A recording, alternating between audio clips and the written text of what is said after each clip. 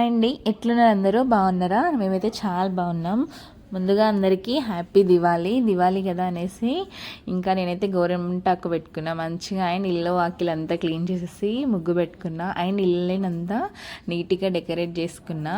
నాకు తోచినంతలా చాలా హ్యాపీ అనిపించింది. సింపుల్గా అండ్ డిగ్నిటీగా లైట్స్ ఎంత బాగా అనిపిస్తున్నాయో కదా.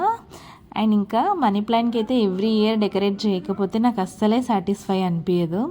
ఎవ్రీ టైం ఫస్ట్ నేనైతే మనీ ప్లాంట్కే డెకరేట్ చేస్తాను. ఆ తర్వాత దివాళీ సెలబ్రేషన్స్ అయితే స్టార్ట్ చేస్తాం. ఇంకా దివాళీకి అయితే ఇంకా మెయిన్ దీపాలు కదా. సో ఇంకా దీపాలు అయితే పెట్టేస్తున్నా ఇంటి ముందు.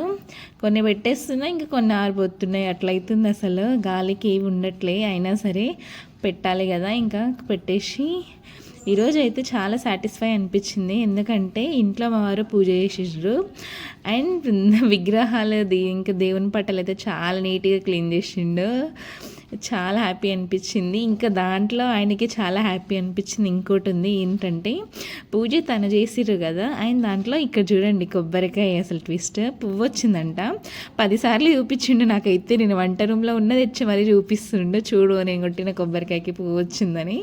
చాలా సాటిస్ఫై అనిపిస్తుంది కదా.